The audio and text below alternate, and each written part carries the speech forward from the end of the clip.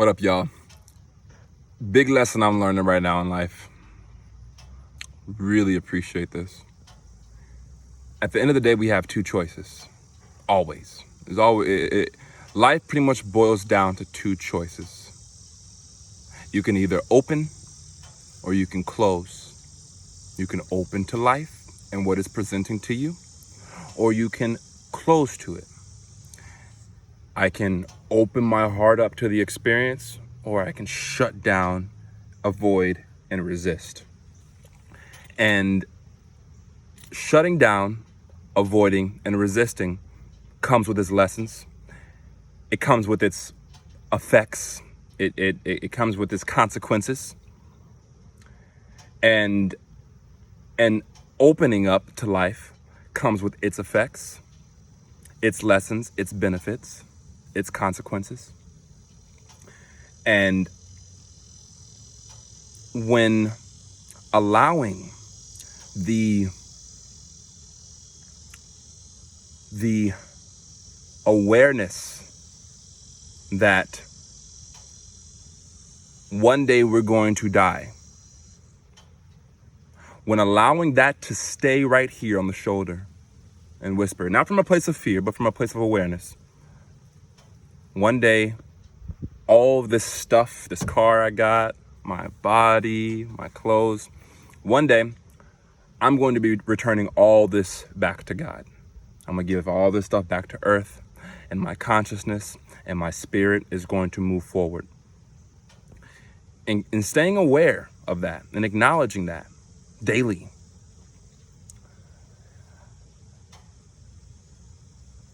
I see that I'm supported in choosing to be open. And a life of openness typically always leads to a life of transcendence and transformation and growth and expansion and connection and love. Love is openness. Openness is love. When maybe my friend or my girlfriend may come to me with a grievance. Maybe I left the toilet seat up or something. I can choose to open to that and her emotion and her experience, or I can choose to close to it and resist it and judge it. And resisting, avoiding, and closing is never a solution. It never solves anything. The problem remains, the energy remains, the energy that was being shared, energy that was passing through my heart, through my consciousness gets stuck. And that energy that gets stuck then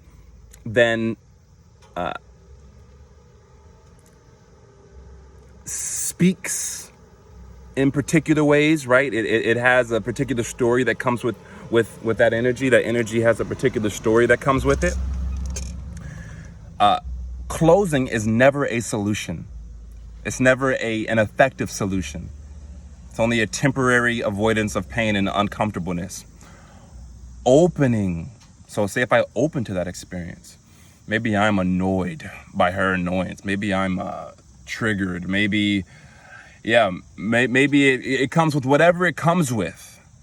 If I open to that and breathe it in, let my nervous system digest it. Well, after being open to it and receiving it, it can pass through me. If I close to it, it's going to get in me and it's going to get stuck. If I open to it, I can experience it and it can pass through me. I can let it go and I can move forward in life. When we close, we stay anchored in different parts of our life. Elderly people who have dementia, I suspect they're people who have closed a lot in their life. They've closed off to a particular aspect of themselves or life or reality. And then what happens is pieces of their consciousness get stuck in their heart and in the past along as they progress forward in life. And it gets to the point where they've closed off so much of their consciousness. They've closed off so much along their path to where their brain isn't even it's not getting any of the consciousness. Their brain isn't being lit up by consciousness anymore, by true awareness and potent presence, right? Because closing means I'm leaving behind a piece of my experience. I'm leaving behind a piece of my experience. That's what avoidance is. When we avoid things, when we close off to things, when we resist things, we leave behind a piece of ourselves. We close because we're attached to things being a particular way. We're attached to things not being a particular way. And if we're attached to that, well, what happens when we move forward and a piece of us is still attached to that thing that happened back then? Well, we're going to lose a piece of our consciousness in non-reality, which is why like people like who have dementia aren't present. They're not here. It's like gibberish. It doesn't make sense, right? Because the brain isn't being nourished by love and consciousness anymore. The brain has been deprived because there's been so much closing that's happened throughout the lifetime. There's been so much closing. There's been so much, the self has been fragmented. We fragment ourselves when we close off to life. Because we are life. You are life. I am life. And so if we close off to life, we close off to ourselves. One of my homeboys says, reflection is the only identity. Shout out to Son. Reflection is the only identity. And so if I'm closing off to all these reflections in my life, I'm closing off to myself. And if I'm closing off to myself, I'm closing off to the richness that is in my soul. If I'm closing off to myself and my experience, I'm closing off to God. I'm closing off to the part of God that lives within, the part and parcel. So there's two choices in life. To sum all this up, there's two choices in life. I can either open or I can close. I can either embrace life or I can edge life out, right? There's two types of egos. There's an ego that edges God out, or there's the ego that embraces God's omnipotence. Life is not something to be resisted. Life is something to be embraced fully. Life is something for us to openly experience fully. That doesn't mean don't make choices, right? I can still make a choice and say no to something while remaining open in my heart, right? Being open means feeling the experience deeply, extracting all the information from the emotion, not running from the emotion, not running from the knowledge, not running from the awareness, not avoiding different perspectives, right? Being open means I have space. I'm gonna experience this comfortable, pleasant thing. I'm gonna experience this uncomfortable, unpleasant thing. And I'm going to choose to show up fully, regardless. And to me, that's how we stay in touch with our richness.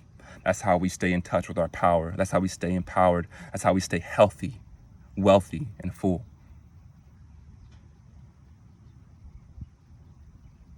So I invite you to open up to whatever it is you're resisting right now. Whatever it is you're closing off to, I invite you to open up to it and feel it. Feel the pain, right? If there's sadness in you, right? There's sadness in me, right? There's pain in me. I'm not going to avoid that pain and sadness. I'm not going to avoid that. I'm going to feel it. I'm going to be open to it and see what comes through. I've learned to be open with it. If I wanted to, I can cry on the drop of a dime, right? Because all of us have so much pain. All of us have so much sadness. In the same way we choose to be open to the pleasant, happy, awesome moments, let's be open to those moments too, because they're all part of life. In God's gifting, every moment is a gift. Every moment is the best moment of our life. Every moment is the best moment of your life because it's the only moment of your life. Past doesn't exist, neither does the future. This moment is the best moment of your life. So be open to it and see what it teaches you. See what it unlocks within you. See where it guides you. See where it takes you. See what it heals. See what it reveals. I love you. Thank you for watching this far. Hope this video serves you.